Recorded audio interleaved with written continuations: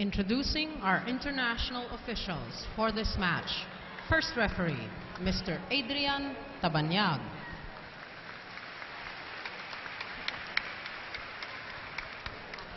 Second referee, Mr. Jojo Hugo.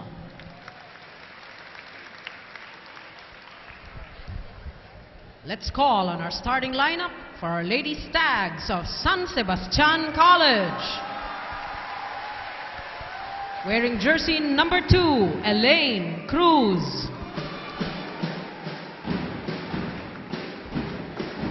At number 3, Bonsai Mirasol.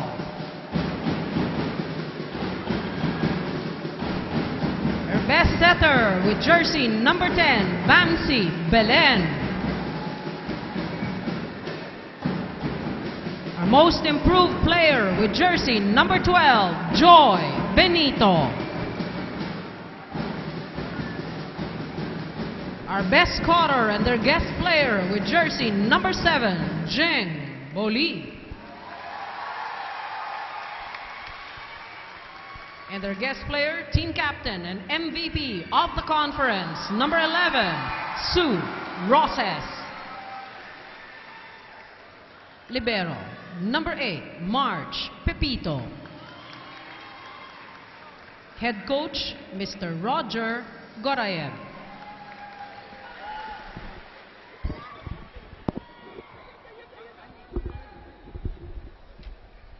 All right, on your screens, the starting 6 for the Lady Stags. We have Cruz Mirasol Boli, Belen Roses Benito with their libero Pepito, headed by Coach Roger Gorayev.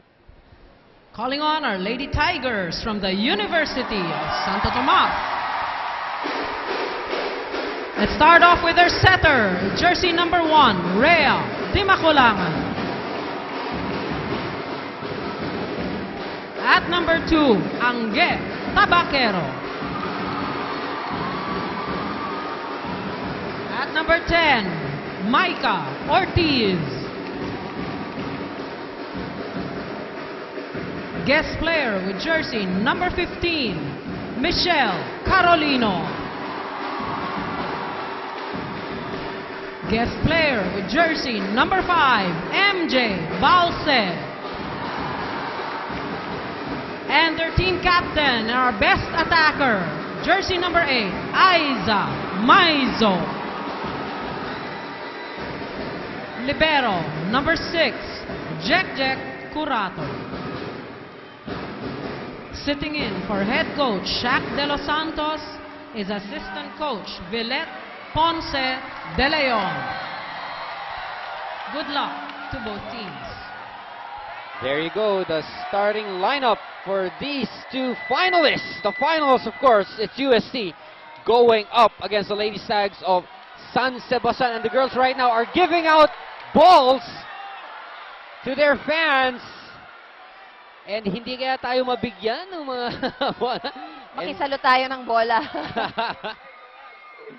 Meanwhile, let's take a look at the starting 6 of the Lady Tigers. We have Dimaculangan, Tabaquero, Balse, Maizo, Ortiz, Carolino with their libero Curato, with headed by Coach Villette De Leon, sitting in for Coach De Los Santos, who's not here with us this afternoon. That's right. And look at the crowd that braved the summer heat. Woo! And Minyo did not even bother these guys, and these are the fans that we love seeing here in the arena. They lined up all over, and you know, now they're going to see, and we are about to witness game number 1 of the finals between UST and San Sebastian, and of course Mr. Tony Boylia with the technical committee right there, and they will be in charge of making the calls right now. And like what we said, etong laban na to talagang inaabangan na from day 1, and alam naman natin these were the top 2 contenders in their respective groups going into the finals. That's right. And both these teams, as you can see in the arena, napakadaming sumusuporta sa parehong teams na ito, itong San Sebastian and UST. Correct. And first point, first blood of the series goes to Suzanne Rosens, who is our most valuable player of the conference during the awarding ceremony. So Suzanne Roses given that honor, and rightfully so, and if I may add. That's right. And you know, the very first time that San Sebastian actually had their championship, ang guest player nila noon was Suzanne Roses. Yes. So she's very instrumental Correct. in the success of the team. And talking about championships, and ito namang si Jeng Bully has been a perennial best attacker. That's right. Whenever she plays, but it was that year that she wasn't able to play for San Sebastian, that San Sebastian won their championship. That's right. So winning one is very important, or very, what do you call this, yun na lang yung kulang kay Jeng Bully. Because That's she's got right. all the individual awards. Yung championship na lang ang nawawala o ang kulang, di ba? That's right. And I think that's something that they are really working hard on Yes. for this season. Aiza Maizo gets blocked. She drops it. Jeng Bully right there to defend. They go to Mirasol, who gets the point. 3-1 in the first set. San Sebastian on top. San Sebastian off to a very good start. Sabi nga ni Coach Roger kanina, no, relax na relax ang pakiramdam niya. That's right. Shakey's, if it's fun family pizza, it has got to be Shakey's. Curato with a good reception to Ortiz. Off speed, but it doesn't matter because the point is there. Ortiz just smiling, hindi talaga tumama sa kamay niya properly yung bola, but then again, it's a point. That's right. Suzanne Roses was on your screen, and let me add, Suzanne Roses also played for UST Oh, yes. when UST won their championship. That's right. No, so- may swerte ata itong si Suzanne. This time, Benito, who happens to be our most improved player, missing out on that hit. That was a miss hit from Joy Benito. It is tied at 3-all here in set number 1. And Pagcor Sports is a proud partner of the Shakey's V-League. Poor reception right there. M. Carolino gets blocked, but Aiza Maizo is right there for cover.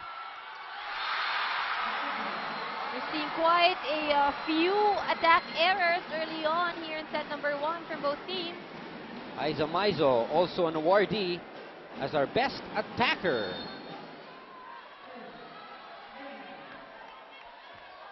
Benito with the serve. They give it to M. Carolino, dug up by Suzanne. Bully, that is too wide. Look at that block. That's Ortiz and Maizo covering Jeng Bully. Jeng Bully. And that's why Jeng Bully had to shift Yeah. to the right angle para maiiwas dun sa kamay ng blockers. Unfortunately, lumabas ang bola. Those are two 6-footers in front of Jeng Bully. Nice serve from Aiza. Oh, Mirasol. Working very well for San Sebastian. She has earned, I think, an official count, 2 points. And Belen is doing an excellent job at mixing it up here in the first set. Ano? Unang ano pa lang lahat binibigyan niya na ng mga sets. That's right. And, well, of course, itong si Bamsi Belen, kaya nga siya ang ating best setter Yes. for this season.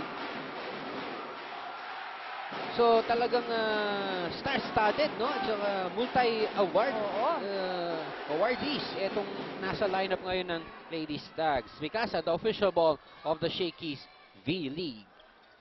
Jeng Bully! And it seems like San Sebastian has really studied the defense of UST. Kita mo yung mga puntos na nakukuha ng San Sebastian comes off from drop balls. Yeah, and most of them from the middle. Mhm. Mirasol with a good serve to Maizo. Jing Balse. Ooh, solid block. That's not Single going anywhere. block. Yeah. Payong. And you get that, I love that reaction coming from Balse. Look at this super dikit block. Walang pupuntahan yung bola. And that block brought to you by Mighty Strong, Mighty Fast, Mighty Bond. Pag pinapanood ko si Ging, parang ano siya, no? Pag natutuwa siya at nakakakwento, Yeah. yung athlete, you can really feel the emotion. Ooh, this time Rhea helping out Ging. And earlier on, before we started the game, ang sinabi ko nga, no, blocking ang kailangan ng UST. Look at this super dikit block from Rhea Di Maculangan. Look at that. That block brought to you by Mighty Strong, Mighty Fast, Mighty Bond. It makes a lot of difference. Blocking in the front line, depensa rin yan, ano? Yeah. Pero iba yung nagagawa niyan sa moral ng kalaban mo. And again, 3 straight block points for UST. And they have closed down that wall on Jeng Bully. And look at this. We don't even hear the referee's whistle. It's 8-6. Look at this replay. Tabaquero this time controlling the block. giving USC a 2-point lead here in the first set. We'll be back. 8-6.